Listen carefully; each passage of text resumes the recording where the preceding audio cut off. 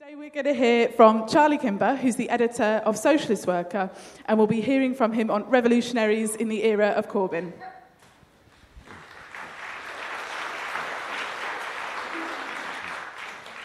Well, thank you, Sarah. Is my lapel mic working okay for everybody? Those in the expensive seats up the top, you all right? Excellent. Who says there are no developments in the forces of production?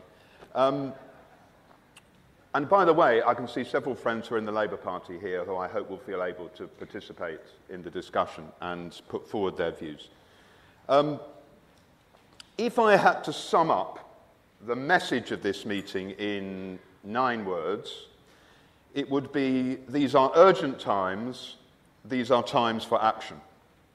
And the reason why I say that is because we face huge threats to the working class movement, a resurgent racist and far-right organisations, fascist organisations, and if they were to be successful in this period, we would see a hurling back of working class living standards and rights. We would see even more resurgent racism, attacks on Muslims and migrants and refugees, on Jewish people, and a hurling back of social progress. That's the truth. It's a serious and urgent and challenging time.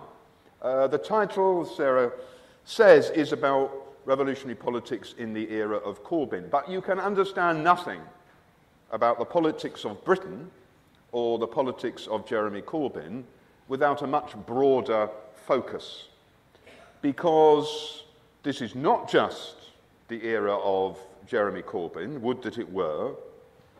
It's also the time of Donald Trump. It's the time of Jürgen Meuthen and Alexander Gauland of the AfD far-right party in Germany. It's the time of Sebastian Kurz and Heinz-Christian Strache in Austria. It's the time of Matteo Salvini in Italy. It's the time of Viktor Orban in Hungary. And it's the time of the attempt to make a hero here out of the fascist thug Tommy Robinson. It's a time of polarisation between left and right, and it's important to understand that it's not all one way. If we think about the United States, just to take an example, it is the time of Donald Trump. It's also the time of resistance to Donald Trump. The demonstrations that met the Muslim ban, the demonstrations that have taken place against the child separation policy. And by the way, did you notice this week, 2 days ago, that the so-called health secretary for the Trump administration announced that when they said before there were 2,300 children taken from their parents, in fact the figure was 3,000, a much higher figure than had ever been said before. But the resistance to that is significant. Also in America, by the beginning of May, there had been more strikes than there were in the whole of 2017 in America, largely because the resistance to Trump had also fed into the strike by West Virginia teachers, and the experience of that had encouraged strikes by teachers in Oklahoma, in Arizona, in the American Protectorate of Puerto Rico, and so on. So there had been, it's not one way. It's very important to understand this question. When you look across Europe, you can see, in Greece, you can see the threat of Golden Dawn, the threat of nationalism. You can also see the continuing strength of a workers' movement that exists in Greece. In France, you can see Macron's attacks upon the working class. You can see his new refugee and anti-asylum policies, vicious racist policies. You've also seen in France nearly 40 national rail strikes in France. It's a very serious movement. Now we can argue about whether they're going to win or not. So it's not all one way. Very important to say that. But the polarisation that exists, the right remains in most places stronger than the polarisation on the left. In truth, in most places. That's true. And there's a wider understanding now of the potential for the far right to grow. Let me give you one example, a man called Fintan O'Toole, who writes in the Irish Times, a left commentator, wrote recently the following. To grasp what's going on in the world right now, we need to reflect on two things. One is that we are in a phase of trial runs. The other is that what is being trialled is fascism, a word that should be used carefully but not shirked when it is so clearly on the horizon. Forget post-fascist. What we are living with is pre-fascism. Now, I like the note of urgency in what O'Toole writes, but the problem with saying we are living in pre-fascism is what then comes next is expected to be fascism. And we have to say very, very clearly that there is a massive threat, a massive challenge, an urgency, but if our side organises, it is possible to throw back this threat. And that's what comrades are doing in other parts of Europe. I don't know whether there's anyone from Germany here, but the fact that quite recently there was a demonstration of 70,000 people against the AfD is extremely important. I don't know if there's comrades from Austria here, but our comrades, alongside others, have played an extraordinary role in the opposition to the right-wing fascist government in Austria, and so on and so on.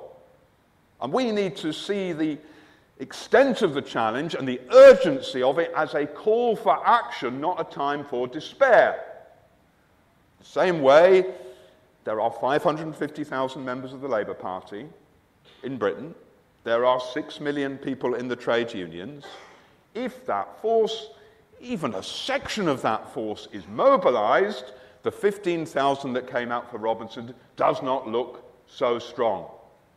And one of the many things that I'll be saying is certainly that when we're on the streets in London on Saturday, the 14th of July, day before we'll be out against Trump, the trade unions are showing certainly more inclination that they are going to come out on that day, more sign that there will be people on the streets against it, and we will be much bigger than we were last time. That's important. It shows the potential for this to happen. But we need to understand where the right wing come from across Europe. And I think there are 3-4 factors that we need to build into. The first is austerity and imperialism. Austerity continues for working class people in most parts of the world. The economic crisis that hit in 2007, 2008 was responded to by a mass infusion of funds from states towards the banking system and towards the multinationals. That money was then plundered back from working class people and continues to be plundered back from working class people and their services. There was a report that came out this week from the OECD, that's the Organisation for Economic Cooperation and Development. It brings together the countries which account for about 60% of the world's GDP. And the report says the good news is there is a bit of growth happening again in the world economy. That's a positive thing around it. It also says, though, unlike previous recoveries, this is one where wage growth is missing in action. In other words, things are getting a bit better for the bosses, but for workers, it didn't get any better at all. This is an interesting intellectual question, they say, why this is. And it admits that the reason for this is a shift in the labour share of value, how much of the goods produced in a country go to workers, is getting lower and it's being pushed towards the rich. And the OECD say, had workers' wages kept up with the growth in productivity since 1995, real wages would now be 13% higher. So even if nothing else had happened, it simply tracked the labour productivity across the OECD countries, everyone's wages would be 13% higher. So if you've got a job, you've been robbed of 13% since the mid-1990s. That's a considerable robbery from people, in truth. And therefore, That's why we have this phenomenon of extreme inequality, extreme growth of the opulence of the rich, and the holding down of working class living standards, combined with a whole number of other questions, but just think through that. Now, in response to that, one of the methods has been to fracture opposition on the basis of increased racism and scapegoating.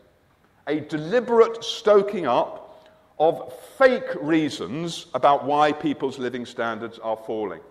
Not because the people at the top of society are getting richer, not because the bankers have snaffled all the money. No, the reason is because the Muslims and migrants are taking money from you. A deliberate policy. In addition, the wars of imperialism in Iraq and Afghanistan, Syria, have led to people seeking to flee from the social disasters that have been created, leading to more people trying to come to Europe as refugees. A tiny number, in truth, but the wars of imperialism have led to that. That's one important factor to think about behind the growth of the right and of racism. Another factor is the interplay between traditional conservative forces and the fascist right. These are not the same thing. It's important to differentiate between them. One of the mistakes of the 1930s amongst sections of the left was to say that there is no difference between the fascists and traditional parliamentary forces. Indeed, in the worst example, there's no difference between the fascists and the social democrats. It's one of the reasons for the tragedy of the victory of fascism in Germany in the 1930s. They're not the same, and we need to differentiate between them.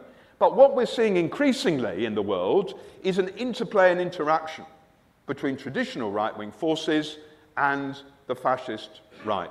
So, in America, Trump, who is after all a Republican, encourages the growth of the far-right and fascist forces in America. There's no doubt about this. You can see that this process has gone on. His rhetoric, his actions, his overt racism, his overt sexism, his tearing down of all, even the pretense that this is an attempt to create an equal society and so on, is very, very clear around that.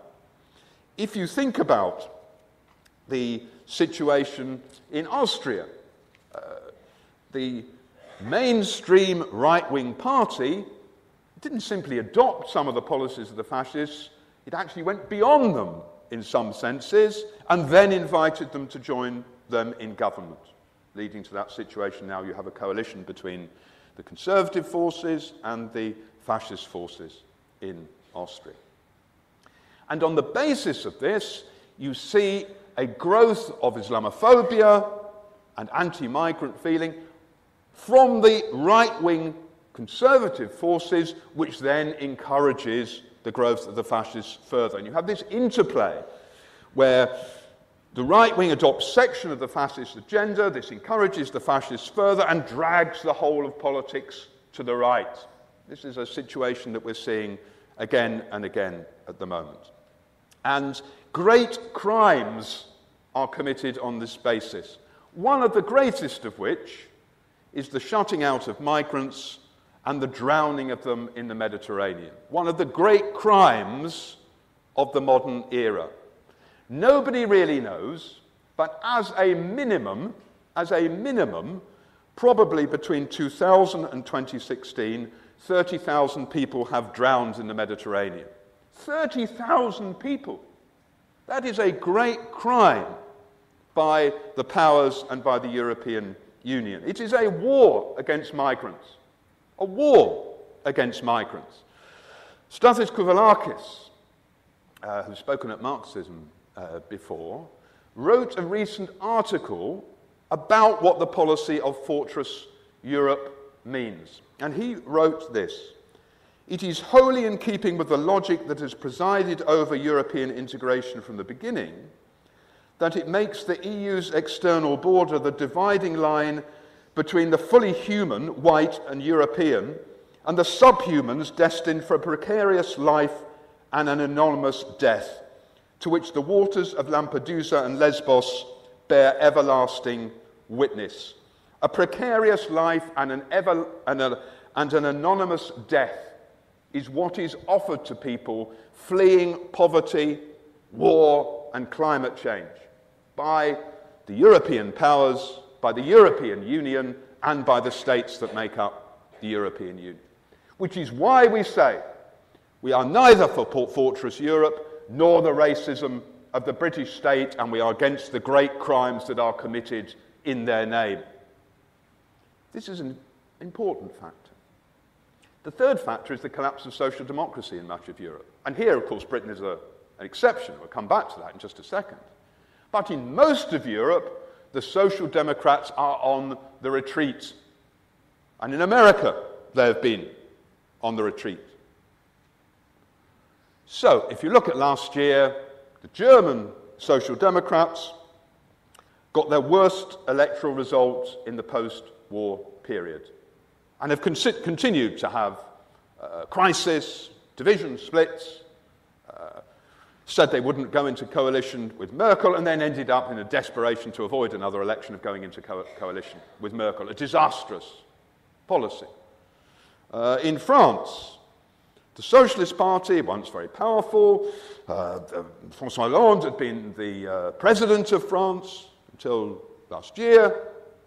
In the presidential election that took place last year, the Socialist Party not only failed to advance to the second round, their candidate came fifth in the elections for president. This is a process we could go on and on about.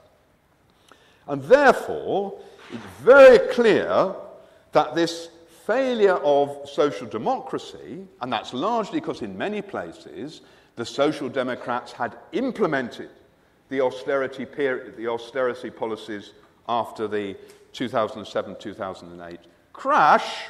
They'd acted no differently to the Conservative forces. They'd implemented the cuts and so on, that therefore this creates a space for fake anti-elitist forces like UKIP, like the far right, and so on, like Tommy Robinson, to grow stronger and to begin to make progress. And therefore, austerity and imperialism, the interaction between the far right and traditional right-wing forces, the collapse of social democracy, lay behind some of the growth of the far right. And therefore, there are obvious things that we need to be involved in around fighting racism, about fighting austerity, but not relying on the neoliberal institutions or the Social Democrats to do it for us, because they are the reason why the far right and the fascists have achieved a toehold and have continued to grow subsequently. You cannot fight the growth of the far right on the basis of neoliberal European Union policies. That's one of the crucial understandings that result from where we are at the moment. Now, in Britain, we have a special circumstance. We have an extremely weak Conservative government. I'd written down on my notes, checkers, question mark, because I wrote this on Thursday. Because we didn't know. I might have been standing here saying, and now there have been 5 major resignations from the cabinet. Maybe there still will be by the time I've finished. But there weren't actually yesterday. I mean, bizarrely, apparently one of the really big things, the big sticks they wielded against Johnson and his crew, was that if you resign, your ministerial car will be taken away, and it's 40 miles to the nearest railway station or something. And therefore, because they're so lazy, oh, I can't possibly resign, that's far too far. I might have to get a bus or something. Or taxi, presumably. Anyway, but anyway, there wasn't, but don't think that this fighting over Brexit is over. This is a very weak government which is pulled hither and thither by uncertainty about how to deal with Brexit. And in the end, what really happened yesterday was that Theresa May said, big business wants us to do this, you know, and we are, after all, the party of big business, and therefore we better do what they want. That's really what happened yesterday. And therefore, the rest of them in the end huffed and puffed and got into line. You know, last week, the week before, when Airbus and BMW had criticised the Tories' policy around Brexit, Boris Johnson, allegedly, at least in a private meeting, said, fuck business, which is not a traditional Tory position, I have to say. Well, really, in the week that followed, business said, fuck Johnson. And that's what happened yesterday. We have to align ourselves with the single market, and that's because that's what big business... That's what's gone on. May has decided to make lots of red line here, red line there, I'm not going to do that, we're not going to do any of those things at all. And then it's all being dismantled, because that's what big business wants them to do around Brexit. But don't think it will be simple. There may still be sections of the Rees-Moggites that vote against this. There may still be ructions to come around it. More generally, this is a government which remains extremely unpopular amongst large sections of people. The attacks on the National Health Service, the attacks upon many workers' wages, the attacks upon education, the continuing racist assaults, of which the Windrush generation is an obvious example. You think through it. What is the one issue that the Tories thought they could always mobilise a reactionary majority around? It was the question of migration. And yet, when the Windrush scandal was revealed, far from the majority of people thinking, oh yeah, that's all right, they're only migrants, there was a tidal wave of sympathy with them. Now, of course that doesn't mean that everyone then thinks we should abolish immigration controls. Of course not. I'm not suggesting that. But nonetheless, it's significant, isn't it, that that has occurred. And we should recognise their weakness. And, you know, when apparently at the last general election, there was a note that went out from Conservative Central Office which said there are certain ministers which are on the never use list. There are people who must never be put in front of the cameras. And when you think the one they did put in front of the cameras, this is the never use list, and you would have expected them to be got rid of. Who are they, the never users? Andrea Leadsom, who is now the leader of the House of Commons, Liam Fox, who is meant to be negotiating all the international trade deals after Brexit, Chris Grayling, who is the Transport Secretary, and Jeremy Hunt, who is still in charge of the Health Service. And there they are, the never used, completely useless, hated people in Britain, still at the centre of the cabinet. So let's be clear, this is a weak government around that. And this is where we come to Jeremy Corbyn. You see, I think the first and most important understanding is what a boost Corbyn's rise has been to the whole of the left in Britain and to the potential for a broader resistance against the Tories. There's no doubt about that. Anyone who doesn't recognise that what Corbyn's rise reflects is precisely the campaigning work, the resistance, the activity in the workplaces, the arguments that people like those in this room have been making over a very long period is missing out on something very important. It doesn't matter whether you're in the Labour Party or not. If you fought war and austerity and racism, Corbyn's rise is at least in part due to what you have done. Corbyn is our success, even though we're not in the Labour Party, as well as people inside the Labour Party. And therefore we should embrace it as a sign of achievement, that the mood reflected in that is part of something that we have all done around it.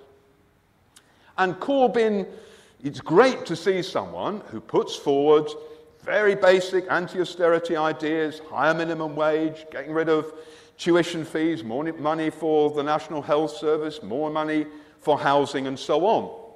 It's been great that Corbyn has spoken out about one of the great examples of what neoliberalism means, which was the fire at Grenfell Tower, which exemplified the appalling policies towards people in social housing by the Conservatives and the local council, and the contempt for ordinary people, which had led to a situation where those at least 72 people died unnecessarily. So it's great to have that. But there is a problem. And the problem is this. Because of Corbyn's rise, much of the focus of the movement comes onto the belief that really the only thing we can and must do is support Jeremy and wait for Jeremy.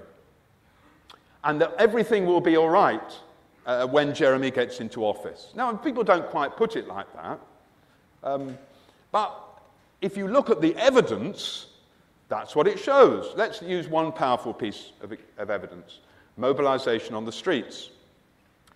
Quite close to the last general election, there was a demonstration over the health service, over the problems with the health service. And it was very big in London. 200,000 people was the figure generally given about it. Since the election, there have been 2 demonstrations around the health service and a national TUC march for workers' rights. If you add together the numbers agreed on all of those 3 demonstrations together, combined, it comes to less than half of that single demonstration over the health service in March of 2017. In other words, Corbyn's rise acts, for trade union leaders, but also for some people in the movement, as a sedative, a narcotic, a comfort blanket. Don't have to go on the streets, Jeremy's coming. Now, there are 2 problems with that. One is, it's not inevitable that Jeremy Corbyn will win the next election. Sorry to tell you that, but it's not guaranteed. If you look at the polls, they're very close quite often, and in actually the majority at the moment, the Tories are still ahead. Now, that seems incredible. How could anyone actually say they're voting for this lot? But it's true. The Tories are ahead, only by 1 or 2 generally, although there was one last week, there were 5 ahead. But nonetheless, that's the truth about the situation. Second problem is, from today, it is, unless something very big happens, 1,399 days to the next election. 1,399 days. That's a lot of time to do a lot of damage for the Conservatives. The National Health Service, with education, with workers' wages, with stoking up racism, with the tax upon crucial services and so on. We can't wait. It's not good enough to say, wait for Jeremy, or think that that is the requirement. And more importantly, if there isn't resistance now, it weakens the working class movement more generally and weakens the sense in society which makes people vote to the left. A movement that is on the front foot, fighting, is more likely to respond to Corbyn's appeal than one that's told to stay at home. And one of the problems is that the people around Corbyn and his allies have, it's quite clear, have said to him at various points, Jeremy, you're a prime ministerial type now, so we don't do all that going on the streets bit so much. That's not quite where it's at now. Now, of course, Corbyn does still go sometimes on demonstrations, but it doesn't feel the same as it did during that period of the general election, for example, where Corbyn was going round, doing major rallies, mobilising people, and so on. That was for elections. Now it's different to that. This is a major problem. It's inherent in what Labourism is about. Even a left-wing person who is in charge of the Labour Party faces this pressure of electoralism to turn away from the movement that has put you in the position in the first place. Similar to Syriza in Greece, which once it had the sense that it was likely to be elected, began to break the connections with the movements that had put it there in the first place. Furthermore, we know that if there is a Corbyn government, it is not going to be all plain sailing. Corbyn will face 4 classes of opponents. The first is the media, actually I think a slightly weakened and shrunken force, but nonetheless a real one. The media is, in general, incorrigibly hostile towards Corbyn. Remember what it was like at the last election. Pawn of the IRA, pawn of Hamas, mired in terroristic past, all that sort of nonsense and so on. He's going to, I remember the Sun saying, he has a programme to implement socialism in Britain as soon as he becomes elected. It's quite interesting that then a third of Sun readers voted for Corbyn, actually, which shows that, there's quite a big number of people who want to have the immediate imposition of socialism in Britain. And they will keep doing that, and they will do it even more if there's a Corbyn government. I have no doubt about that. Everything will be hostile, hostile, hostile. But they are really only the trumpeters. They play a role, but they're trumpeters, really. Behind them, there are much greater forces. The bosses and the bankers in the European Union is the obvious example, and we know this because it's happened to every Labour government in the past, and it's happening to every leftist government in Europe, or even not very leftist governments in truth. The government of François Hollande in France, for example, when it came to office, great rejoicing. We got rid of the right-wing Nicolas Sarkozy. We're going to have some change. Hollande had described himself as the enemy of finance during his campaign. A brief period of reform, and then the bankers and the bosses say, that's enough of that nonsense. The investment's going, the bond price is going up, the interest rates are going to drive you to the wall, you better stop it. And Hollande gave in, and also ramped up racism against Muslims and the Roma people, leading to the growth of the Front National in France. And we know every Labour government has gone through this same process as well, sometimes at different timescales, but that's real. Corbyn also faces huge opposition inside his own party. There's a substantial section of the MPs who, for example, have spent far more of their time recently attacking Corbyn and trying to overturn the Brexit referendum than attacking the Tories. They're completely clear. And you would not guarantee at all that sections of these MPs would vote against policies of Corbyn in the House of Commons after an election. You wouldn't guarantee this at all. And therefore, there needs to be an assault upon those people. And one of the problems with Corbyn is that the idea of deselection and reselection of the right-wing MPs has been thrown out the window. There's no effort to remove these ogres and monsters of the Labour right, who represent very little inside the Labour Party except themselves. And the final problem that a Labour government would face would be its own compromises. Its own compromises. And you can see this around Corbyn already. Regrettably, Labour did not go into the last election saying it would get rid of Trident nuclear missiles. A very basic policy, which of course Jeremy Corbyn supports. I mean, does anyone really think that Corbyn doesn't want to get rid of Trident nuclear missiles? Of course he does. But he's only the leader of the Labour Party. He can't possibly decide what the policy is. Instead, he has to give in to the Labour right and to the pressure from Len McCluskey and... See, as soon as I mention Len McCluskey, it's trouble. And therefore, they go into the election accepting this policy. It's a problem. And you see it again, actually, in the question of the fake anti-Semitism stuff. Of course, there's real anti-Semitism in society. Of course there is. It's important.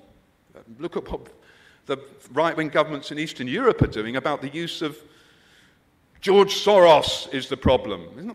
Why is it George Soros? It's the Jews that are the problem, is really what they're saying around that. So it's a return of terrible echoes of the 1930s around this question.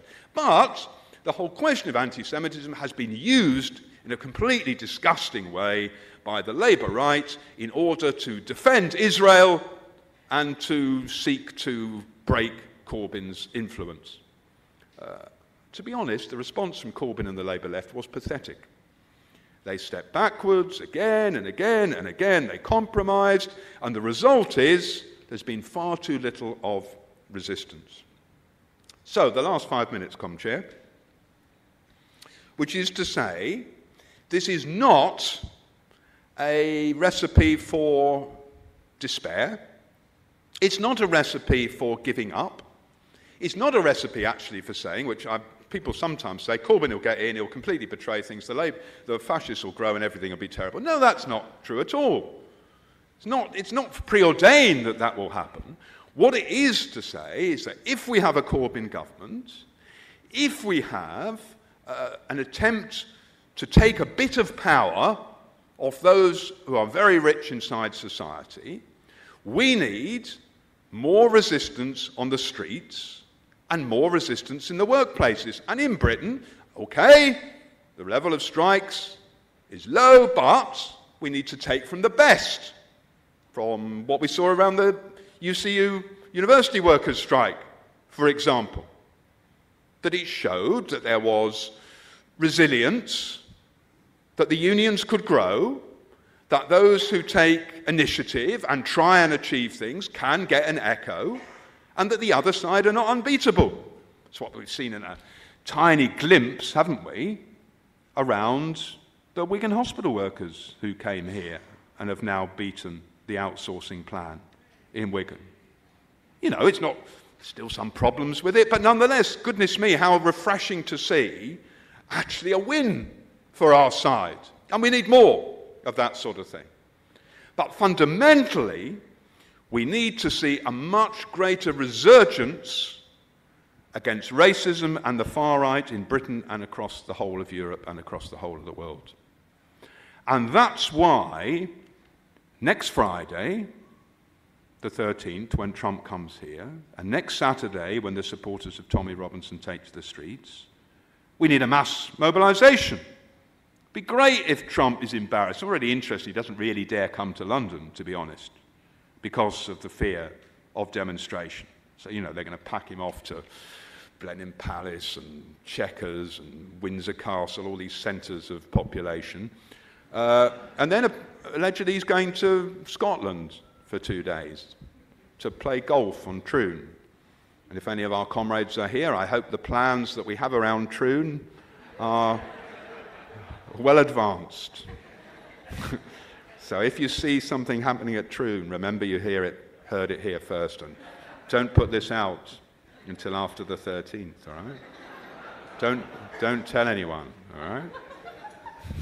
And whichever of you is the cop, I'll know if it goes out. But the 13th and the 14th are a beginning, but they're not the end by many manner of means, because you don't get rid of the far right or Tommy Robinson's lot in an episode or one day. This is a struggle that we have to maintain and continue and build, which is why building Stand Up to Racism is absolutely critical. In every part of Britain, we need a strong stand up to racism, which develops and grows and broadly brings together people to fight against the far right and against mainstream racism and against the racism of the state. And we need to make sure that that's built on a continuing basis which can push back against all these things. And if there is an election, and we want there to be an election tomorrow, I know there can't be one tomorrow, but we'd like there to be an election tomorrow. We want Corbyn in Downing Street. I have no doubt at all about that question. We want Corbyn in Downing Street as soon as possible, but we need to build up a much, much stronger resistance in the workplaces and the streets in order to fight against austerity, against attacks upon working class people, and that will also help to break the racism inside society, because it will say, instead of blaming one another, we will blame those at the top, and we will fight together against those at the top of society. My final point is this.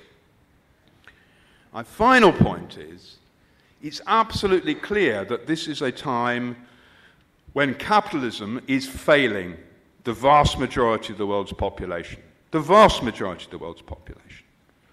That when you have a few handfuls of people who have as much wealth as the bottom half of the world's population, when we have the appalling threat of climate change, when 30,000 people can be drowned fleeing war and poverty and environmental disaster, when you can have the closing of the borders in a world of immense wealth, when you can have a few tiny people, tiny group of people making decisions for the immense majority without any real democracy, we need not simply a tinkering around at the edges of society, we need revolutionary transformation.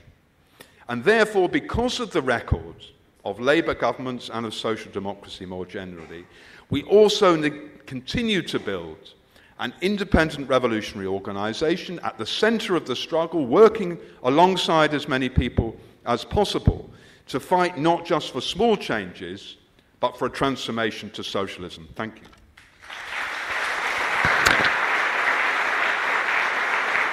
Can you hear me? Yeah. All right. My name is Al-Hassan Adam. My position is there's a very thin line between the Conservative Parliamentary Party and fascists on the street. We have a Prime Minister who, when she was Home Secretary, had a van moving around in London saying, immigrants, go home. How fascist can she ever be? And that's the kind of language that you could hear from the people who support Tommy Robinson on the street. So what's the difference? For me, it is we have to call them what they are.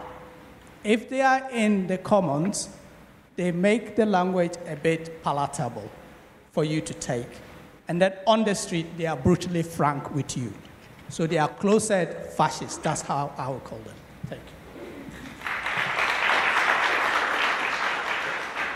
Thanks, Adam. After Faye, we'll have Eunice. I'm a teacher. I've only been teaching for 3 years. And I'm so aware that there are fantastic teachers there, but also that we're in a system that is dominated by, we've got prevent, so there is that racism underlying our classroom structures. And we're also having to deal with a real capitalist system within the education system. And that is a struggle, and that is really difficult. The unions, the younger teachers are less likely to join because they're within academies and within free schools which don't promote the unions. And I just wondered, it was more of a question, how do you see those of us who are within the classroom and trying to bring in that more revolutionary politics and more that socialist rhetoric, how do you see us promoting that for the future so that we are ready when Jeremy Corbyn takes over?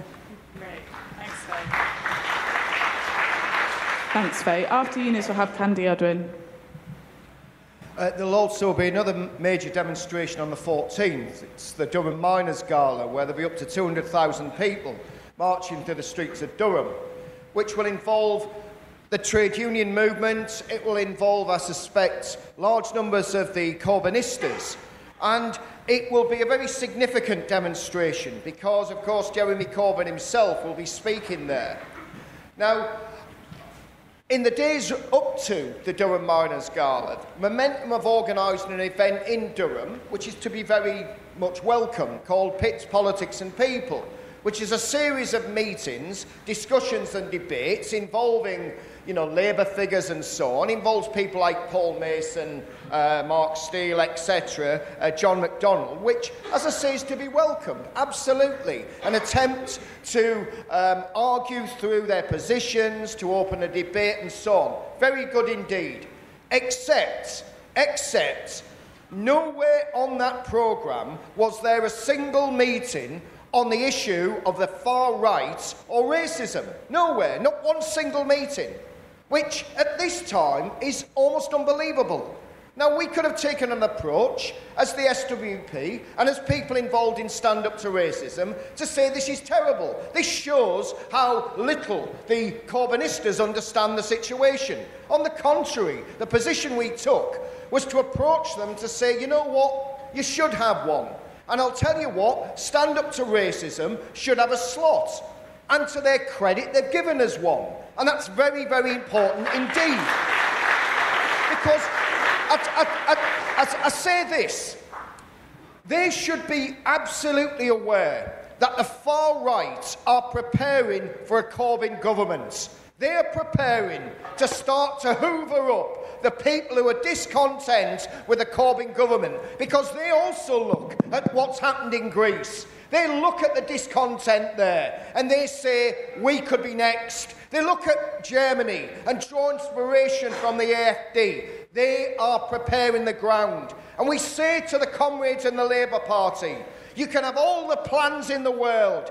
You can fiddle while Rome burns, but unless you prepare for the battles to come with the forces who you cannot compromise with, then you are going to face a serious situation where if you fail to implement your policies, if you fail to confront the bankers and the rich and the powerful, then there are forces on the far right who are preparing now to capitalise on that. That's why it's so important that we have maximum unity around the issue of confronting the far right. It is a tragedy, really, that those Nazi bastards are going to be marching on the same day that 200,000 people are marching in Durham. But the next time they call a march, there won't be a Durham demonstration. And we have got to ensure that when they march, even if there's 10 or 20,000 of them, there is 50, 60, 70, 100,000 of us to show the difference between the forces of our class, the collective forces, against the human dust of Tommy Robinson and his Nazis.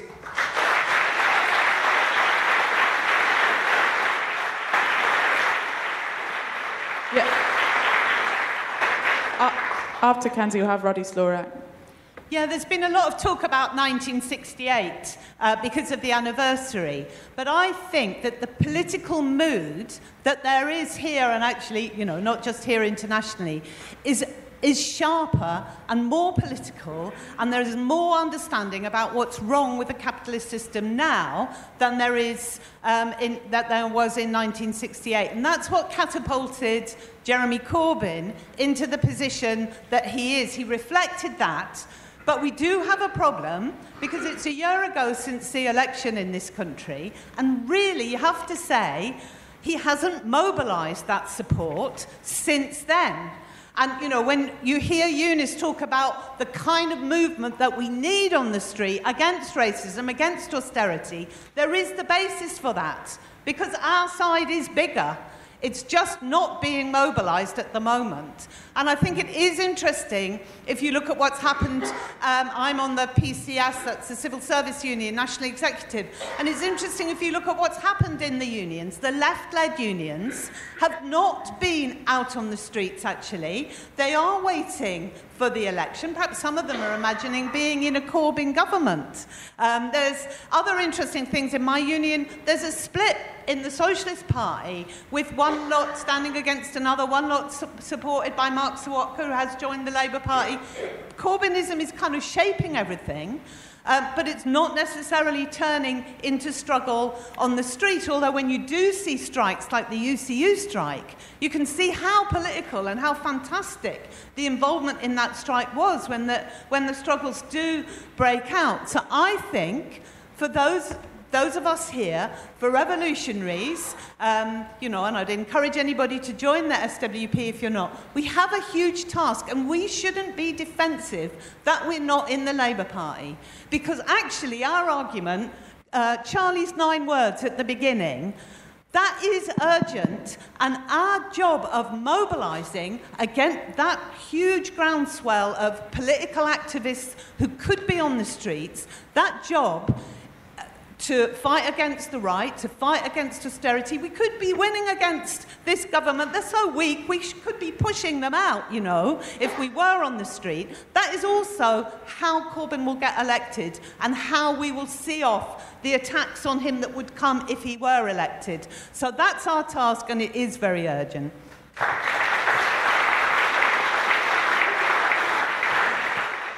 Thanks, Candy. After Roddy, there'll be Julian. My point follows on, hopefully quite nicely from that one, because... Speak more loudly, please. Oh, sorry, my apologies. Is that better? I just wanted to say, really, that I wanted to follow up the point about the trade unions, because if you look at... Charlie mentioned the question of Trident. Now, the thing about the issue of Trident and the pressure for Corbyn to dump his commitment to abolishing Trident and so on as Labour leader, Part of that came about because of pressure from Len McCluskey, very public pressure from Len McCluskey, who said it was an issue of jobs. Now, some of you who are a bit longer in the tooth will remember in the 1980s, the Transport and General Workers Union, the forerunner of Unite, sponsored a lot of activities and publications by the Campaign for Nuclear Disarmament. One of them was a fantastic pamphlet called Sword into Plowshares. I'm not sure if that was the title, but it was the name of the argument. And on the front page of this pamphlet was a picture of a tank being gradually changed into a combine harvester. And the argument actually was, quite rightly, that actually for every job you create in the defence industry, for every job you create around nuclear weapons and so on, you can create many more in the kind of jobs that we need in the National Health Service and all the rest of it. That's an argument which is very, very, very the opposite, very much the opposite of what McCluskey argued over the need to keep Trident. And it's an indication of the distance that's been travelled by the union leaders over the last 30 years in terms of their commitment to genuine transformation. And actually, McCluskey's attacks on Corbyn have actually been largely from the right and not at all from the left. Can you think of a major demand that any trade union has made on the Labour Party from the left? I can't. But however, if you look at Corbyn, if you look at John McDonnell, every time they come to a strike, every time they come to a trade union meeting, every time they're asked to call on to support us, they will come along and say, don't wait for us, you've got to organise for yourselves. Now that contradiction is enormously important because you're pointing to the difference between, remember, a party that was created by the trade union leaders, not by trade unionists, but by trade union leaders to represent their interests in Parliament, and a Labour leadership which actually genuinely wants to see fundamental transformation. Our argument is that if you want to see that fundamental transformation occur, you're better placed being outside the Labour Party and amongst revolutionary organisation which is fighting for where real power can come from, and that's a different tradition, not of socialism from above, but of socialism from below.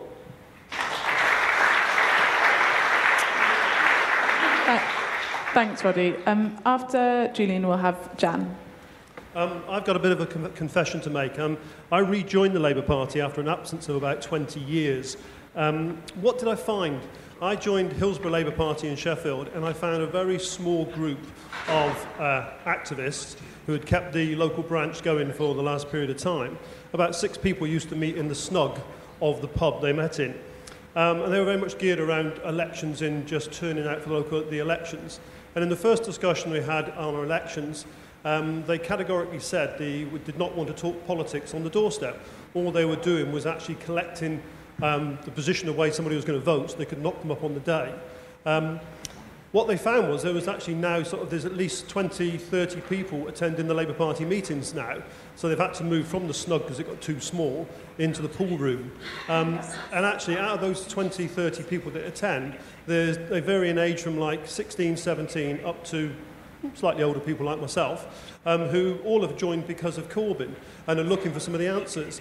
And a lot of the traditionalists in the party cannot actually give the answers, and they're very scared of kind of debate. The biggest thing in Sheffield at the moment is obviously the tree issue. And every time you mention the tree issue, the Labour councillors get all uptight and uptight. I suppose my question is, at this period of time, we're saying the Corbynistas and those joining the Labour Party, and the people have joined in large numbers. And for revolutionaries, I suppose, the question is, how do we actually connect with that base of the Labour Party? I mean, Charlie mentioned the 1930s, and certainly one of the lessons from the 1930s was there was a growing mass parties across the world, certainly in Europe, around social democracy and also communist parties coming out of the Third International. And that was the challenge for revolutionaries then, was how to connect with those growing mass parties. And certainly Trotsky argued for an orientation to the base of those parties. And certainly in large sectors of the Trotskyist parties, they actually entered or actually joined those socialist democratic and, in some cases, communist parties to connect with that base. So I suppose my question is that not the time to think about doing that again?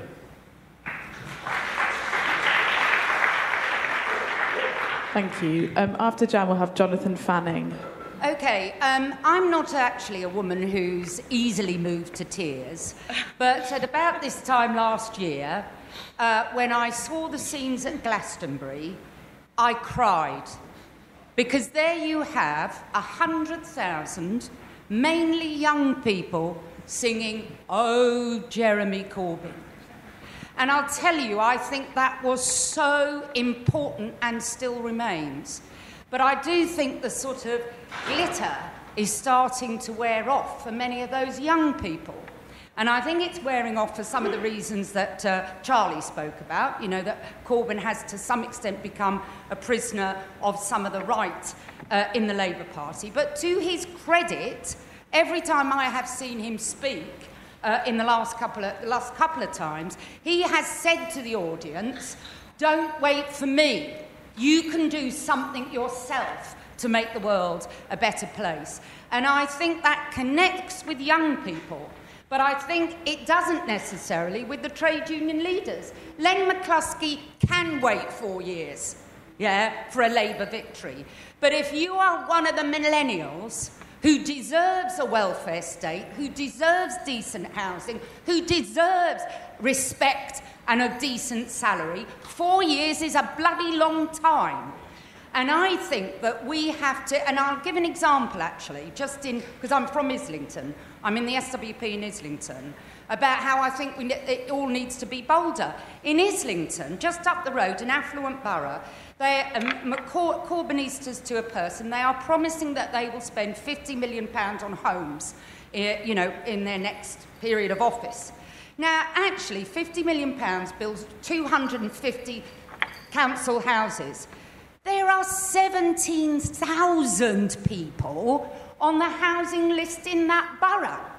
And anyone has to walk along the streets of London or go into the centre of Manchester. It is carpeted with tents, with people under the age of 35 living on the streets. But it's not just, so we want bolder policies. These are the policies that will mobilise again those young people. And I think it's not about criticising and demanding them. You know, what we do in our own areas makes all the difference. Every SWP member in this room needs to think, how many people in the Labour Party are you working with, are you talking with? Have you got those young momentum people in your sights? Are you working with them? I mean, the Wigan victory is magnificent. It emboldens us. It will also embolden Corbyn. It will embolden every Momentum Party member. We need, are we working with these people in stand up to racism? What we do on the streets will help make Jeremy Corbyn more bold. It will help mobilise back those young people who were singing at Glastonbury, and it will protect him to much more when he comes to power, when the ruling class really start to attack, because that's when the serious battle will be between reform or serious social change.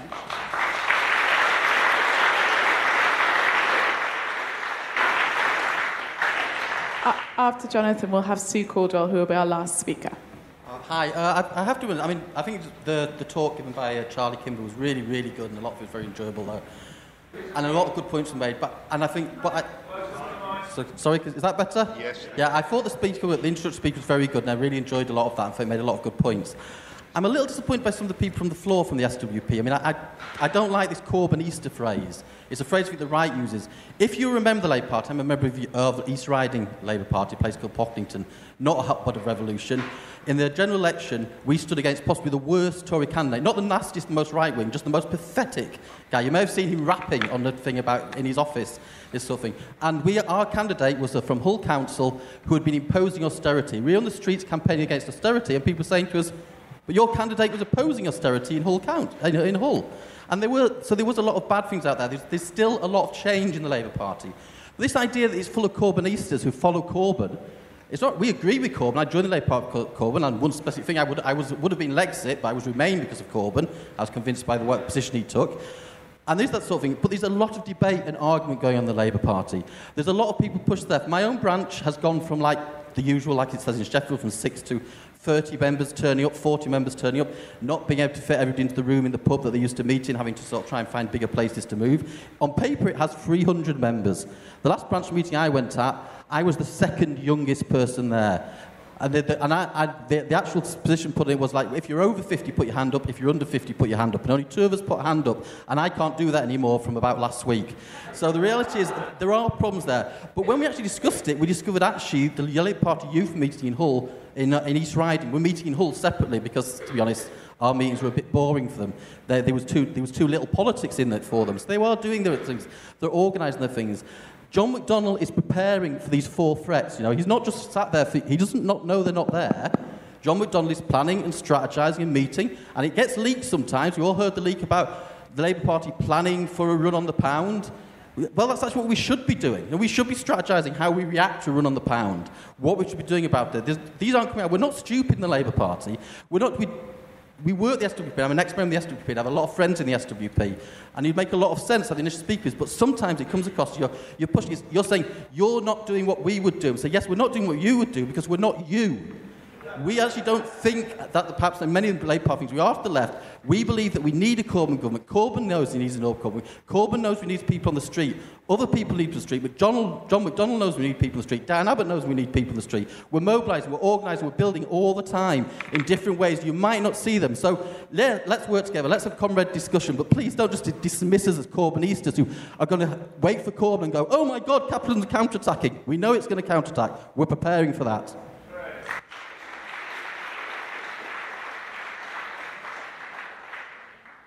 After Sue, Charlie will come back on the discussion. So I think we have 3 urgent tasks ahead of us at the moment. One is very immediate, which is throwing ourselves into building the biggest turnouts on Friday and Saturday, on Friday and Saturday next week. And the other is around the question of building and shaping every single struggle, building every struggle that happens. The Wigan strikers that spoke at the opening rally that won their fight against privatisation, the Grenfell campaigners and so on, and the teacher who raised the question of how to link the fights around Prevent to rebuilding also the confidence of teachers to fight inside their own workplaces is a very important task in front of us. But the most fundamental task that underlines all of those, and actually I think it comes very much into what the last speaker said, is the question of politics within the movement and winning a whole number of politics and raising the level of politics, everything now. The question of Brexit, to understand that the European Union is a vicious neoliberal boss's institution, but at the same time not to let disagreements over that get in the way of us building the biggest united marches against Trump and against Tommy Robinson. This requires quite a level of nuanced political discussion to understand around immigration controls. What are immigration controls? They are putting up barbed wire and saying to the most downtrodden, the most oppressed, the victims of capitalism around the world, no, you can't come in. That is why we oppose all immigration controls. That political understanding of what they're really about. The question of racism and can we fight it, and what is the role of white people in the fight against racism. These are becoming very real arguments that the movement has to take on. We have to be political in terms of the way that we operate. And when somebody talked about the question of Trotsky and the 1930s, I tell you, it's really important. It shows why you need to win those political arguments, because the debates, but Trotsky there was a large communist party, you're right, but it was influenced by Stalinism, and Trotsky's group was tiny, and they didn't win the argument about why you need to unite with the left and people in the Labour Party type organisations against the fascists. So we know the result of losing that side of the political argument. It's slightly different from the argument that Comrade raised about the Labour Party, which I'm sure Charlie will come back on. But the importance of organising now to win these are absolutely crucial, because it is so true that when it comes to the fights that are going to happen, whether or not Corbyn gets elected, building the confidence and the strength of our side is vital to that. And in the SWP, it's not easy, you know, but when you throw yourselves into the struggle, you debate about what went right, what went wrong, did I win the argument, why did you do it as part of a collective of people doing it together. And that is how we learn and raise the level of politics within the movement. We need to do that as a collective. And we're the same way that we say don't wait for Corbyn. Don't wait until you think you know all of the politics of the SWP and you've read Capital backwards until you join the organisation. That question of reform or revolution. Are we an organisation that says when capitalism is sick, we're going to make you better because we need the crumbs that come down to the working class? Thanks, or are we going to say, here's the pillow, stick it on your head, you're gone? If you believe in the latter, join us now.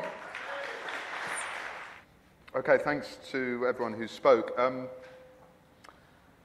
Adam raised the question of the Tories and fascism. Look, The Tories encourage the fascists.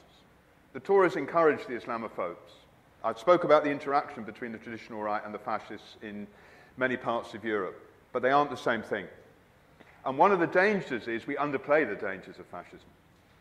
Fascism is not just about being horrible towards migrants. Fascism is about rounding up migrants and exterminating them. It's what the fascists did to the Jews in Nazi Germany. It is about, how did Trotsky put it, rolling like a tank over the spine of the working class, smashing the organisations of the working class. At the moment, the trade unions are not held back by armed squads who stop picket lines. They're held back by the trade union leaderships and by lack of confidence of ordinary workers. That's what happens at the moment. We shouldn't underestimate what fascism looks like. And the fact that fascism is beginning to get a resurgence in parts of Europe, and they're trying to come back here, is a terrible echo of the 1930s, which we should not underestimate. And therefore, it's important to understand the differences and the similarities. Candy spoke about the political atmosphere.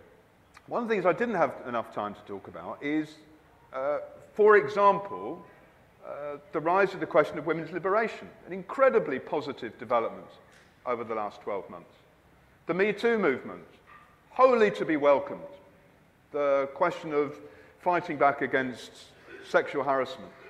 Very, very important to see those sorts of developments.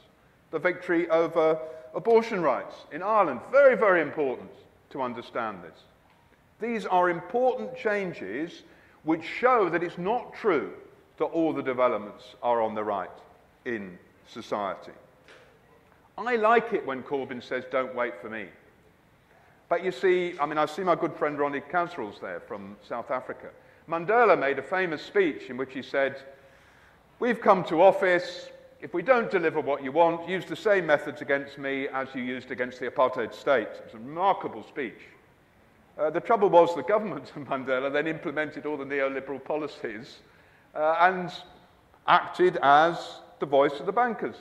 That's the truth. Of course, that's not all they did, but the overarching strategy was that.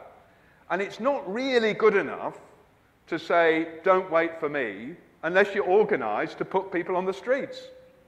And, John McDonnell made a very, very powerful speech over a year ago in which he said, what we need is 1 million people on the streets. I agree with that. But if John McDonnell and Jeremy Corbyn and the trade union leaders had spent 6 months really trying to mobilise to put people on the streets, I think it would have been possible, certainly to get hundreds of thousands of people on the streets against the Tories, which is the sort of thing we need in order to speed up the next election and break this rotten government, which is so weak and so divided, and yet every day gets away with another assault upon working class people, ramping up racism, attacking Muslims and migrants, and we shouldn't let them get away with it.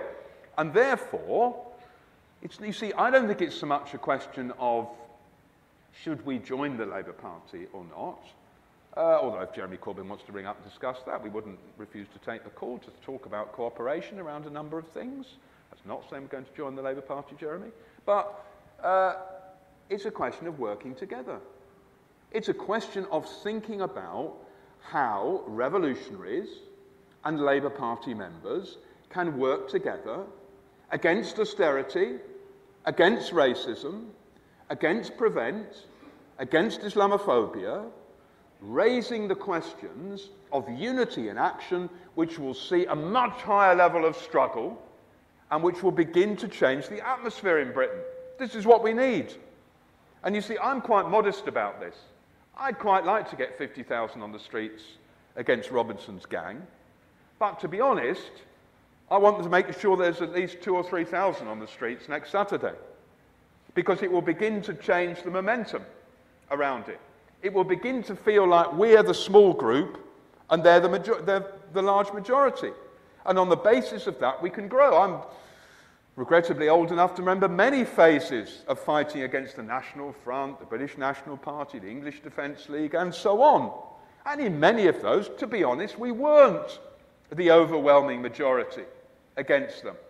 But we have to build it up, and what we have to do is to build it up against the far right. And we need to give our side confidence so that you can go into work or talk to people you live alongside and say, we felt like we're building against the other side, and on the basis of that, we will grow strong enough to outnumber them, to be stronger, to not allow them to rule in the streets. And if we don't do that, we will see more of the sorts of attacks upon mosques and gurdwaras that we saw after the Robinson supporters marched in Leeds. I mean, it's absolutely an urgent task to be out on the 13th and out on the 14th, and on the basis of that, to grow stronger.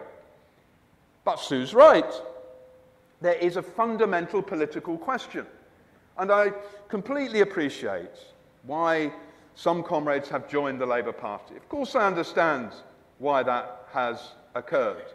But the problem is, it traps you inside a set of politics, which of course doesn't ignore extra-parliamentary mobilisation, but it privileges the electoral and the parliamentary over the extra-parliamentary. It says that's where change comes about inside society, and on the basis of that, it relegates organisation in the streets and the workplaces to second place behind the requirements of the electoral and the parliamentary. And that route is one that leads to our side being put down when it comes to the final analysis. So we have to privilege not the electoral or the parliamentary, but the struggle in the streets and the workplaces, against the far right, against austerity. We need many more strikes like those in the UCU. We need many more like those at Wigan. But we also need a political organisation which sees change coming in that way and which puts the struggle against capitalism as a whole rather than simply some of the toxic symptoms of capitalism. And on that basis, it will be possible that when mainstream politics fails, that those who gain are the left rather than the right. We should not think that it is at all inevitable that out of the failure of capitalism and the mainstream politics, that only the right can grow. It's not true. We have to believe, after all, that we can become a mass party of revolutionary workers. And that means we have to, it's not true in Ireland that the failure of mainstream politics led to the mass growth of the right. Even in Greece, actually, it's not really true that the far right or the right have been the recipients and the beneficiaries of all of the feeling about Syriza. It's not true the left grows automatically, but it is true that there is a possibility for the left to grow rather than the right to grow in that situation. We need to grasp the contradictions of the situation. So we should be confident. We can mobilise next week. We can continue to push back against the far right and the racists. We continue to build the struggles against austerity. And at the centre of that, we have to build a set of revolutionary socialist politics that can put people before profit, that can fight against capitalism. And if you agree with us on that, then you should join us. Thank you.